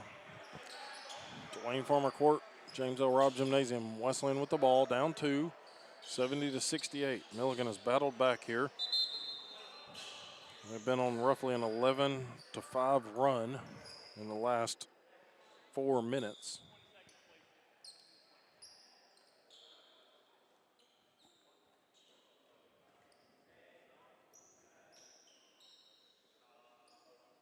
And they're still, okay, I had to look, they're still trying to clean up blood off of Wesleyan's jersey. Some player on the court has blood somewhere, but they have not stopped to check the arms or anybody for either team to see who may be bleeding to try to get that stopped. But they wave him back in. So Jay Reed back into the ball game. 1:21 to go. He quickly gets the inbounds. Still plenty of time for Wesleyan, down by 2. Amari Young, he's got 16 points, 5 boards, 2 assists. We'll have to wait for the full stat sheet to get the steals, but nonetheless, Wesleyan now with 109 calls the timeout, 18 seconds to shoot. Let's take 30 of it. Again, 70-68, Milligan in front. We'll be back in 30 seconds, back in 30.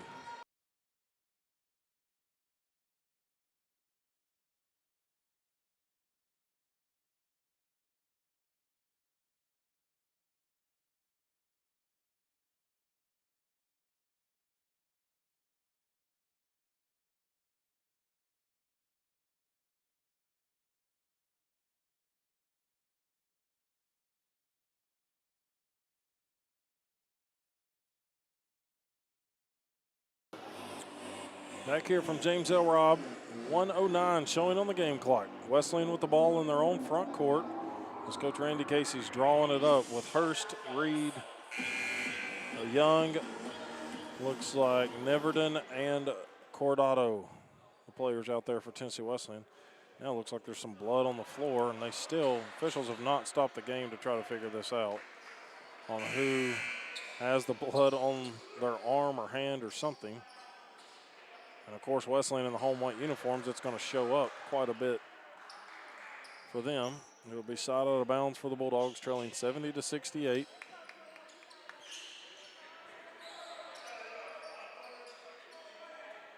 Neverton's going to be the man to key it in. Young gets the inbounds pass as expected. Works it to the far side of the floor. Bounce pass to Hurst off a back screen. Cordado wanted it as he's got a little bit of a mismatch against Pay. Now it's Young taking on the big man, Tomba. Young, 2 to shoot. Fires it up, and it's going to be a shot clock violation on the Bulldogs. 49.2 remaining. Milligan will still have to take a shot. 70-68.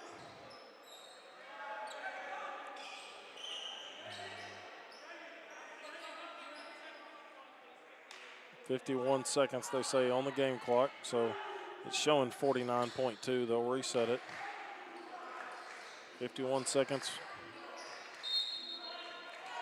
Milligan gets it into Rivers. Hurst going to guard Pay, who has it. Pay gets by him and then poked away, but Hurst is going to commit his 4th foul. Thought he had it poked away to Reed, but it's going to send Gold to the charity stripe 4-2. No, it should be Pay going to the stripe. Yeah, Pay should be going to the stripe. Gold went to stand at the line like he was going to take it. It's Jamie Pay, 66% shooter on the season. First trip there tonight. Misses the first one. 44.5 seconds remain.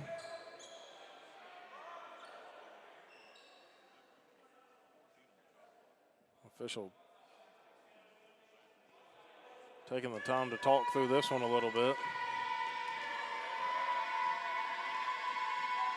Pay's second one is in, so it's a 3-point lead for Milligan, 71-68. Here's Hurst in the front court, trying to work around the screen, working against Rivers. Neverton with it on the wing. Young getting fouled by McClure, and that was a clear foul. McClure felt like he was there in plenty of time, but he'll pick up his 3rd, team 5th, so still plenty of fouls to give for Milligan if they needed to. 71-68, 30.9 remaining. Young catches it inbounds. Right at the half line, had to tiptoe it a little bit. Neverton pulls the 3, doesn't get the home roll. Cordado with the big rebound, kicks it over to Neverton, takes another 3. This time, it's nothing but net. We're tied up for the 6th time with 15 seconds to play. Milligan with it. They're going to look to take the last shot. Rivers with it. Rivers traveled all the way down the lane,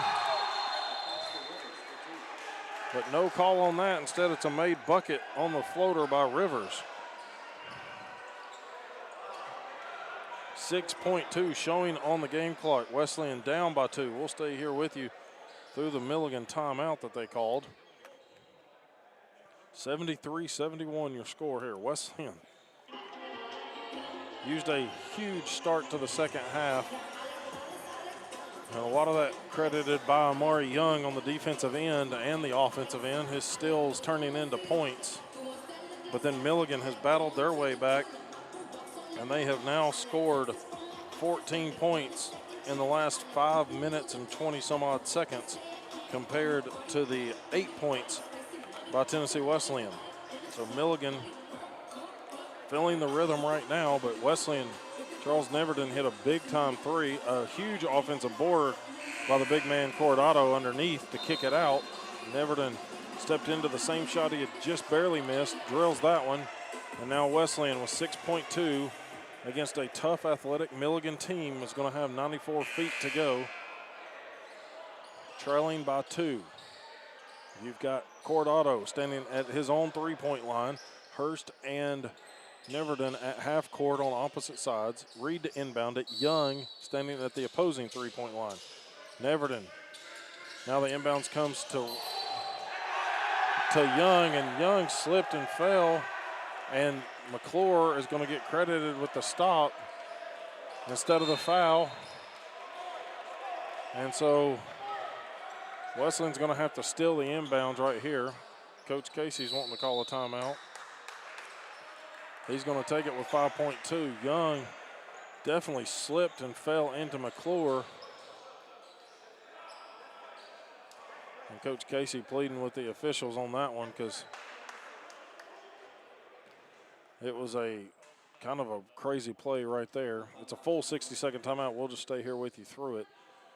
As Milligan is going to have the ball side out of bounds, 5.2 and a 2-point lead, 73-71. As Wesleyan has controlled the game in the second half until late. Milligan trying to eye their 10th win. Wesleyan trying to get their 4th win and a much-needed conference win and a win here at home. As Coach Casey trying to pump up his guys out there. Still the inbounds or foul quickly. Still only down 2, so you got to foul somebody, send them to the line for 2 shots and hope they miss one. Wesleyan with 1 timeout by our count, or 1 timeout for either team by my count. And what it was is Young made the cut to come to the near sideline, tried to make the dribble to get past McClure, and McClure met him there, and Young really maybe some moisture on the floor, slipped, but also maybe have gotten pushed, and it rolls out of bounds off of Young and signaled Milligan's ball. So that's where we're set up. Gold going to be the man to key it in on the sideline for the Buffs. And there they're going to get the foul on Pay. And Young picks up his second. That's going to be Pay. He gets fouled. 5.2 on the clock, I believe. Should be no time ran off, or maybe it did, but 5 seconds maybe. 5.2, they were saying. No, that is not who they fouled. Yeah, Rivers stepped to the line trying to play a joke on everybody. And it was Pay that needed to step to the line to shoot 1 for 2 there. Rivers 5 for 8, has missed 3 tonight. And Pay airballs it. Bulldog fans let him know about it a little bit. Again, 5.2 remaining. Wesleyan with 1 timeout.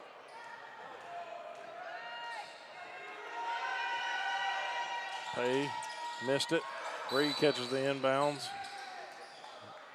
And timeout. It's going to be called by Tennessee Wesleyan. It's a full timeout. Let's take 30 seconds of it, and we'll be back. Back in 30 seconds with 4.6 remaining.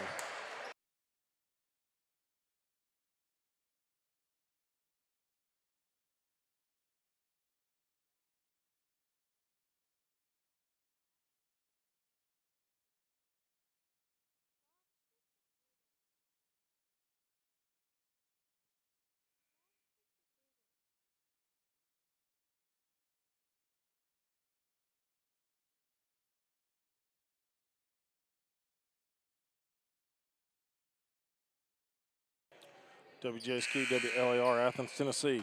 Here's where we're at, 4.6 remaining. Wesleyan has the ball. Underneath, cannot run the baseline.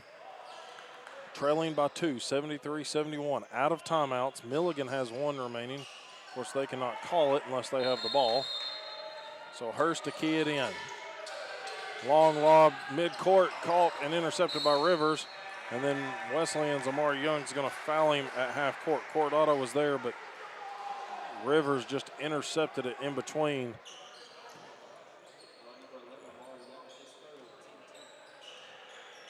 And so now it's going to be McCaskill Rivers who gets to step to the line. 2.4 remaining. Wesleyan will have to heave this one as Rivers makes the first one. If he can make the second one, it does seal it. With 2.4 remaining and no timeouts, Bulldogs will have to heave it to tie it right now. Rivers' second one is nothing but nylon. And instead of just letting it play out, I guess making sure his team's not going to foul Wesleyan. Coach Robinson calls the timeout right there to prevent this one from maybe becoming a 4-point play. If Wesleyan was to somehow get it to half court and heave it and you foul the shooter and he makes it, hey, you got a tie ball game. But it could happen. 75-71, 2.4 remaining. Remind you again, next scheduled broadcast we will have here on WJSQ will be Friday night when Ray County comes across Highway 30 against McMinn County in our district matchup, first of the season for us. And then Saturday we're slated to have the homecoming or the Hall of Fame games with Tennessee Wesleyan. It's Columbia International CIU coming to town for an afternoon tilt at 2 and 4 o'clock. The McMinn games the night before at 6 and 7:30. So have 4 ball games within 24 hours of each other. We'll make the most of it as long as the weather allows us to, but we'll try to keep you updated on cancellations of due to weather or postponements, and we'll adjust our schedule as needed. Inbounds comes to Young. Young going to heave it at the buzzer. It's going to fall off the back of the iron, and it's going to be all she wrote for this one. Milligan goes to 10 and 7 overall. Bulldogs now drop to 3 and 9 overall, 2 and 5 in the conference, 0 and 4 here in the home, and have lost their last 3. Milligan is now 6 and 4 in conference play, 4 and 4 on the road, and have won 3 in a row. Again, your final score from Tennessee Wesleyan on the men's side, it's Milligan 75, Wesleyan 71. Let's take a 2-minute break and then we'll be back with some final stats. Back in 2 minutes.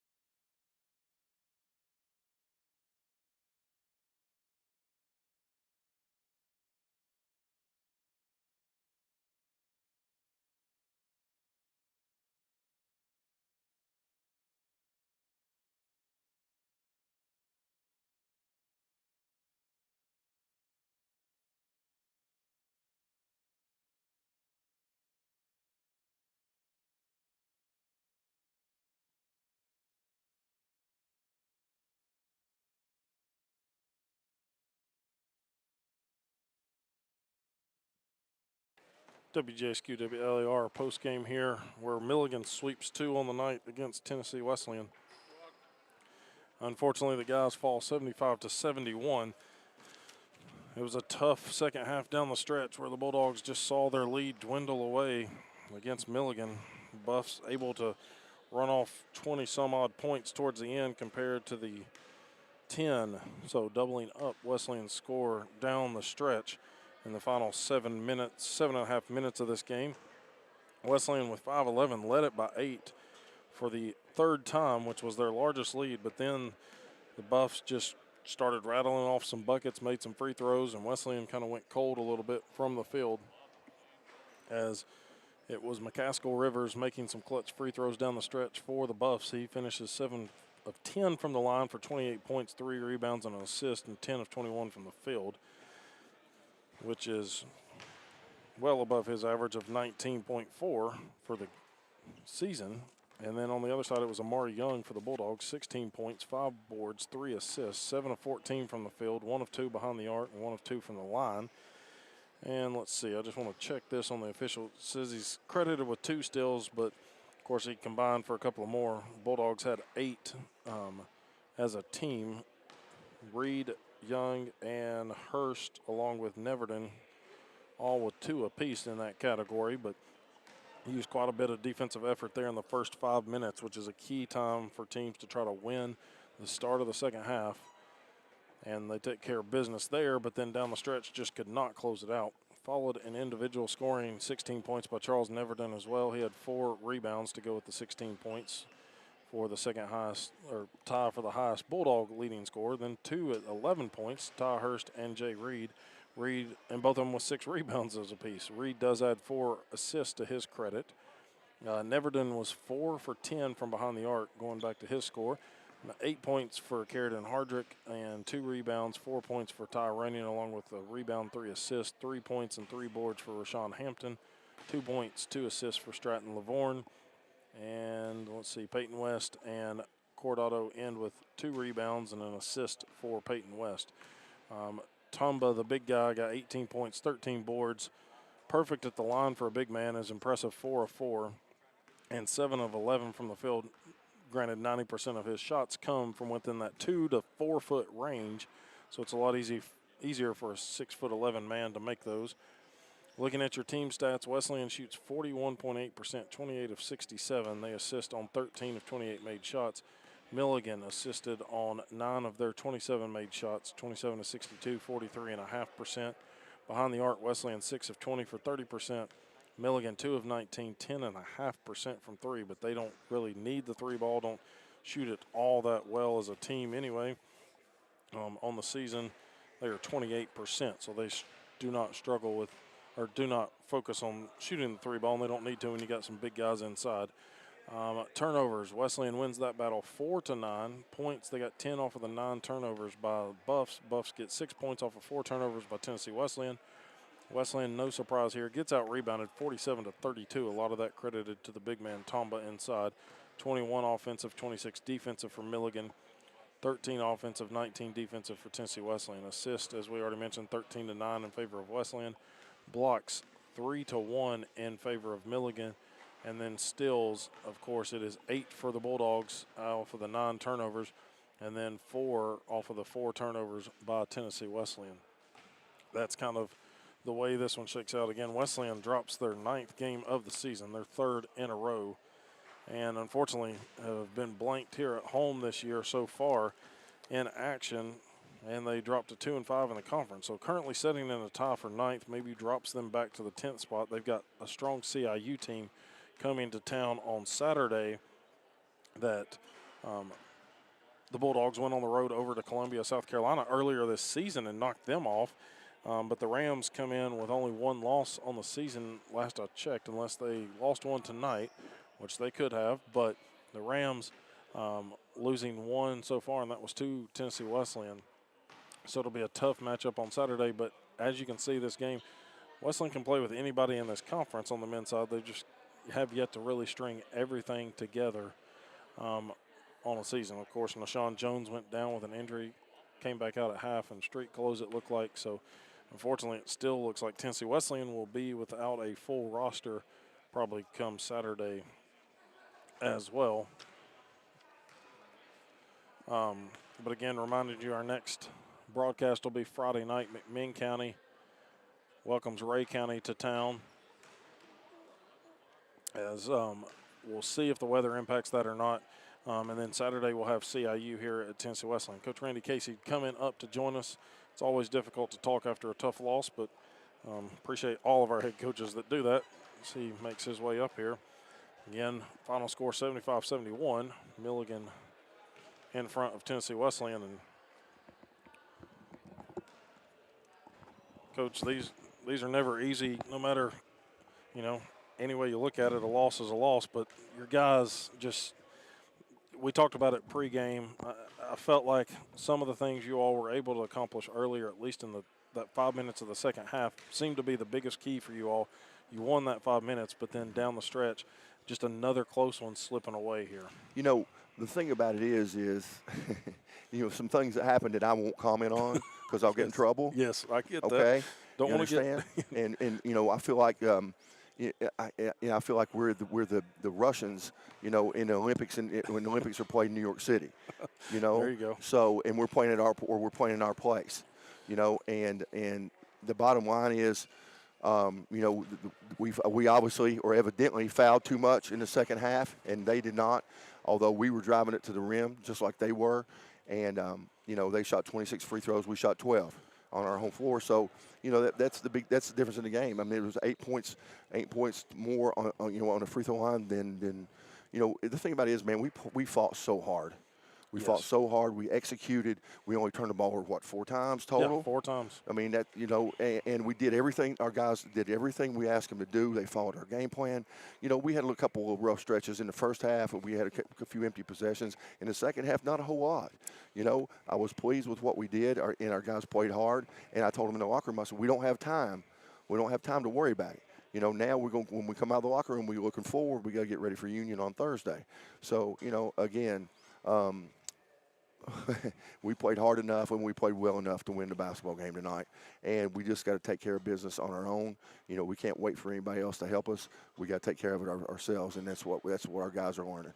I felt like the catalyst for you all in that first 5 minutes of that second half was Amari Young. Yeah. Felt like every time the ball crossed half court, if it got across half court for Milligan, his hands were on the ball, creating offense from their defense. Him and Jay Reed combining as well. But Amari seemed to put the team on his back there late. Oh, there's no question. You know, when Amari's going like he is tonight, he's the best player in the gym. And for me, right now tonight, he was the best player here. And you know, and you look at that. What do you have? 2 steals. You know, Jay had 2 steals. That's probably a little bit low, to be honest with you. Yeah. That's probably a little bit. I think low. there was a couple missed, yeah. but nonetheless. You know, and like I said, you know, we battle. You know, we didn't execute right there at the end. We had to play on at the end, and we something we work on every day. It was a little frustrating that one of our guys didn't do his job, and we turned the ball over right there, down 3 with 6 seconds. But it should never got to that situation. But I'm proud of them. I'm proud of these guys. They're battling, and they, like I said, they did exactly what we've asked them to do. They followed a game plan, did everything we asked them tonight. You know, and you know, a couple buckets went in for them down the stretch we contested the crap out of them. We did a better job of rebounding. First half, they hurt us on the offensive glass. We cleaned that up after halftime. You know, at halftime, we fixed that. And, you know, and we did a good job on their big kid. You know, in the second, he had, 15 at halftime. He had 18 for the game. You know, so anyway, you know, but, you know, 24 hurt us, obviously. He had 28. He's a good player. But it's just, it's frustrating. You know, for us not to have a W tonight. But, you know, like I said, I'm not going to dwell on it either. We're going to go home and regroup and get ready for Union on Thursday. That's it. Two big conference games with Union, and then not looking past it, but as a broadcaster, I will. You got CIU. We'll be back with you on the radio on Saturday for CIU, which is a team that is very hot, and y'all have already beaten this year. But first, you got to take care of business with Union. No question. That's where our focus is completely on Union as we walk out of this locker room tonight. Well, Coach, I appreciate it. A tough one, but the team never gave up, still fighting to the end. So thanks, man. We'll see you. All right, buddy. Appreciate Thank you. So, Coach Randy Casey, as he talked about, his team just on the verge there of picking up that much-needed W, but just some breaks don't go their way down the stretch and just kind of lose it to a tough Milligan team, and hopefully can try to right the ship against Union on Thursday night. But we will be back with them here on WGSQ on Saturday. Again, barring any crazy weather patterns, it'll be Friday night with McMinn, and then Saturday with Tennessee Wesleyan will be our next 2 broadcasts coming up here on WGSQ. Appreciate all of you listening and tuning in tonight for our first Tennessee Wesleyan matchups. Thank you to all of our sponsors once again. I want to thank Will Fletcher back at the station for producing this and running the board just absolutely great and doing all the best to make me sound as best as I can. But that'll wrap up our broadcast here tonight. Appreciate you tuning in for WGSQ WLAR Sports. This is Jared Wright. Have a great night.